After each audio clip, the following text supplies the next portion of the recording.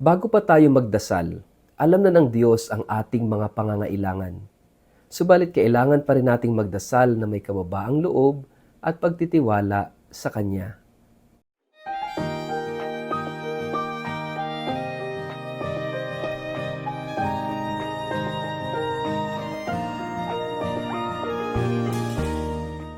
Ang mabuting balita ng Panginoon ayon kay San Mateo. Sa pananalangin ninyo'y huwag kayong gagamit ng maraming salitang walang kabuluhan, gaya ng ginagawa ng mga hintil. Ang akala nila ay papakinggan sila ng Diyos dahil sa haba ng kanilang sinasabi. Huwag ninyo silang tutularan. Alam na ng inyong Ama na nasa langit ang inyong kailangan bago pa ninyo ito hingin sa Kanya. Ganito kayo manalangin.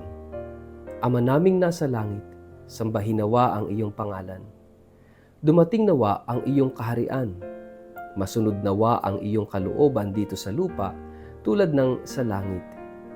Bigyan mo kami ng aming pagkain sa araw-araw at patawarin mo kami sa aming mga kasalanan tulad ng pagpapatawad namin sa mga nagkakasala sa amin.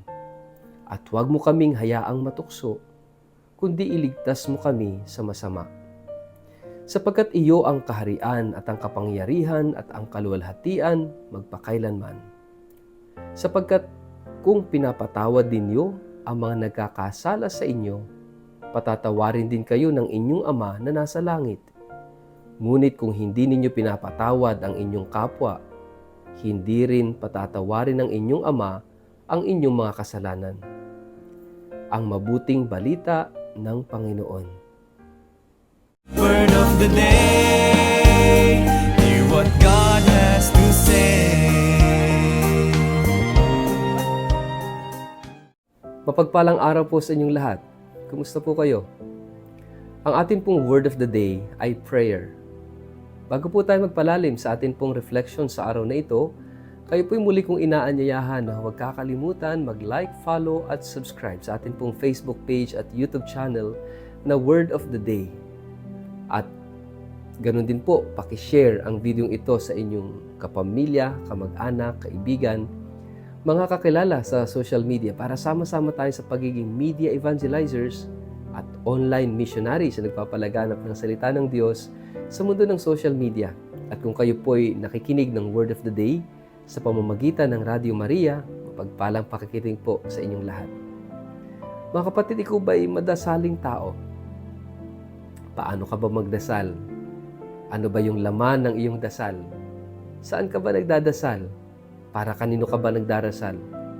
Napakahalaga ng mga tanong na ito upang makita at matingnan natin yung ating sarili kung gaano ba tayo nagdarasal.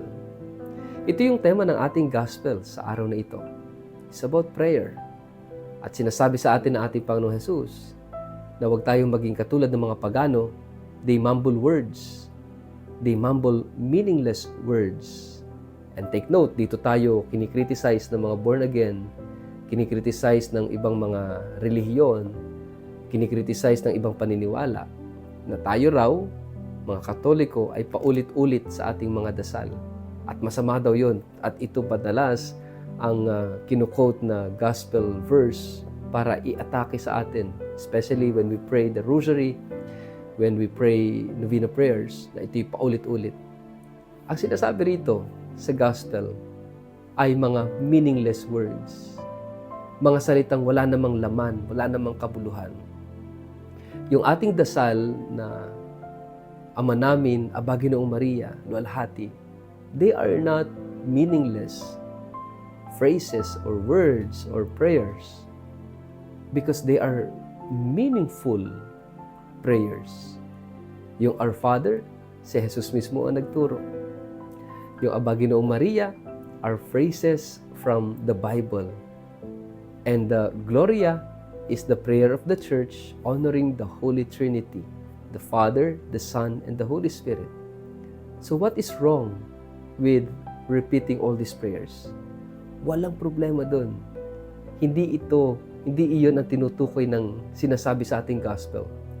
The pagan prayers are meaningless sounds and words na wala namang kabuluhan.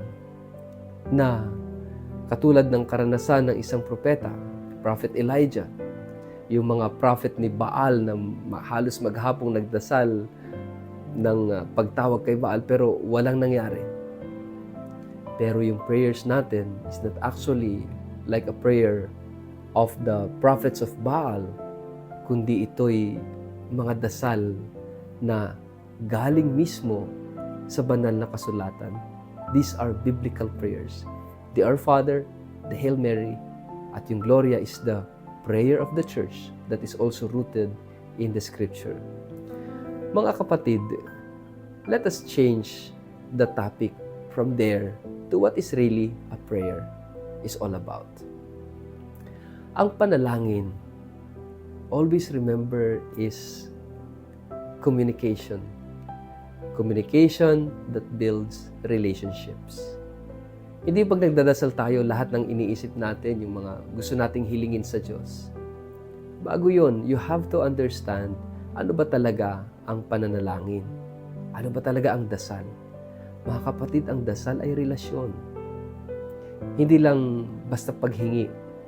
Kaya nga dito sa ating gospel, itinuturo sa atin ni Jesus yung pinakamahusay at pinakamabisang dasal. And that is the Lord's Prayer, the Our Father. Gusto ni Jesus na makilala natin ang Diyos na Ama at tayo mga anak.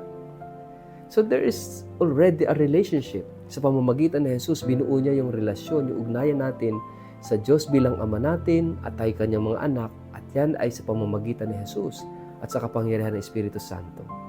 So it is relationship. Meron tayong ugnayan sa Ama, sa Diyos. Kaya nga, bago pa natin sabihin ang lahat ng mga hinaing at mga pangailangan natin, let us try to check ourselves, kumusta yung ating relasyon sa Kanya.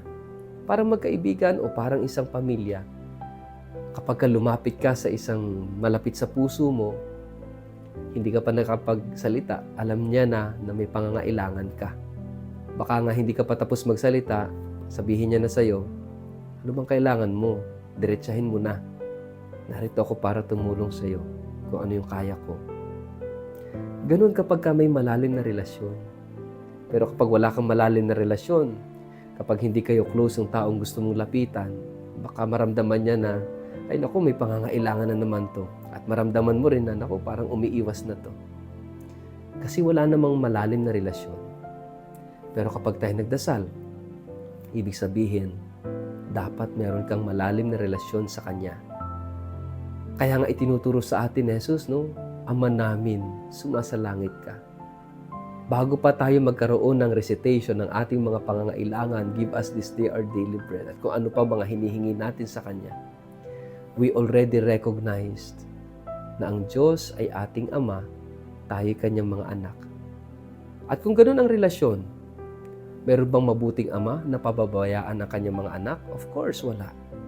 Every good father will always think kung ano ang pangangailangan, kung ano ang makabubuti sa kanyang mga anak. Kaya nga mga kapatid, huwag nating kalilimutan na ang prayers ay hindi lang basta mga salita, mga empty words. But it is about relationship. Kaya sana yung pagdarasal natin, dalhin tayo sa mas malalim na relasyon sa Diyos na ating Ama. At lumapit tayo sa Kanya bilang Kanyang mga anak. Sa ngalan ng Ama at ng Anak at ng Espiritu Santo. Amen. Ama naming Diyos, turuan mo kaming magdasal. Turuan mo kaming lumapit sa iyo bilang iyong mga anak. Amen. Pagpalain po kayo at ingatan ng makapangyarihang Diyos, Ama at Anak at Espiritu Santo. Amen.